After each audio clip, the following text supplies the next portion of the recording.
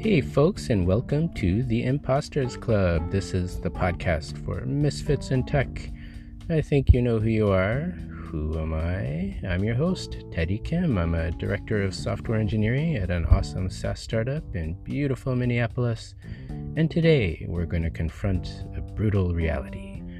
Your resume sucks, but it can be fixed, and I'm going to show you how. But first, let's have a pop quiz.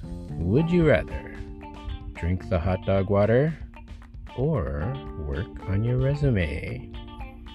A nice steaming cup of hot dog water is sounding pretty good right now. Well, let's add a twist. Now imagine you're a manager trying to hire someone for an open position on your team. Would you rather drink the hot dog water or read a stack of other people's resumes?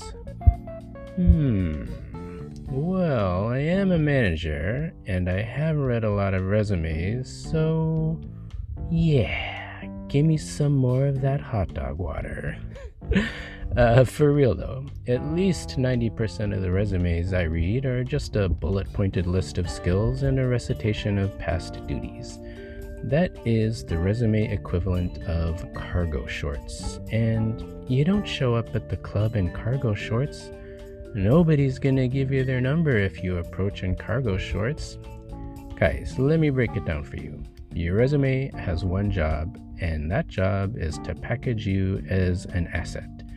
You have to sex it up, homie.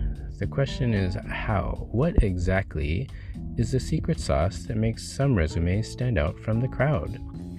Well, the answer lies in the difference between functional and behavioral competencies. Functional competencies are things like specific skills, certifications, degrees, years of experience, etc. On a job description, a functional competency would be something like 3 years of React, or expert level Spring Boot, or Kubernetes superstar, or whatever. A heavily functional resume is meant to establish your qualifications for a specific job. Well, that sounds pretty good. What's wrong with that? What's wrong is that nowadays, functional competencies are very common, very easy, and very cheap to acquire. The barrier to entry is incredibly low, and it keeps getting lower. Do you want to learn how to program for the iPhone? You can take a free class from Stanford or MIT. If you want to become a web developer, well, spend 6 weeks in a boot camp and you're good to go. The bottom line is that it's becoming nearly impossible to differentiate yourself on functional competencies alone. Behavioral competencies, on the other hand, are very different. Behavioral competencies are qualities like grit, intrinsic motivation, or emotional intelligence. Behavioral competencies are very uncommon. They're very difficult to acquire and nearly impossible to duplicate.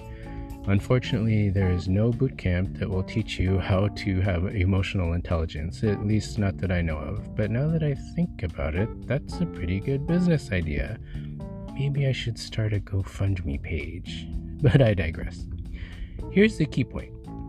If you want to make sense of the madness that is tech hiring, you need to understand this one thing. This is a super important point.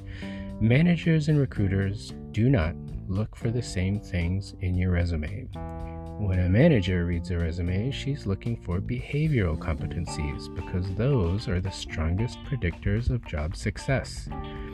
I realize it's cold comfort to all of you who have invested so much in your tech skills, but I have to be honest with you, tech skills are a dime a dozen.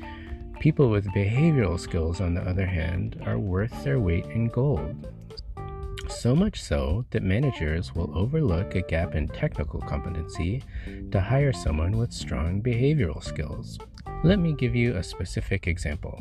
A while ago, I interviewed for a lead engineer position at a startup here in Minneapolis. The formal job requirements included expert-level Python and expert-level Google Cloud.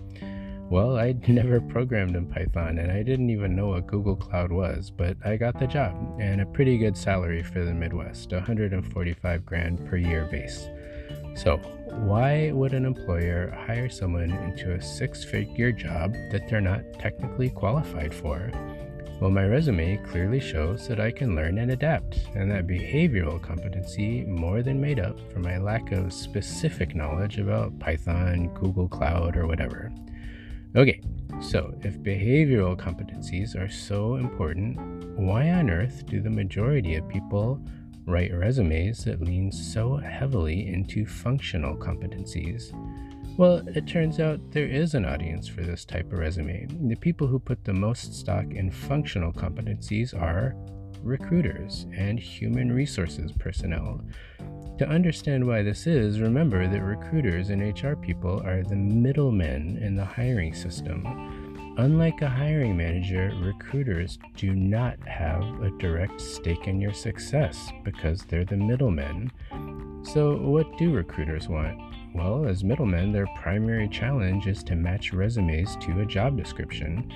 And the only way to do that efficiently is to use the process of elimination. So they start with a huge stack of resumes culled from the internet and eliminate all of the ones that don't meet a list of prescribed functional competencies. The resumes that ultimately make it onto the hiring manager's desk tend to meet all of the criteria on the functional side of the spectrum. But unfortunately, after the process of elimination unwinds, you're left with a stack of frickin' cargo shorts. Ugh. To be honest, most of the time, the manager just throws the cargo shorts resumes away. They're just not sexy enough. And that brings us to the million-dollar question. Can tech hiring really be so incredibly dumb? Yes, it can. It is so dumb. It's an absolute mess, but that's okay. If you understand how the system works, you can game it like I did. In upcoming episodes of the Imposters Club, we're going to talk about specific strategies for avoiding the process of elimination hiring trap.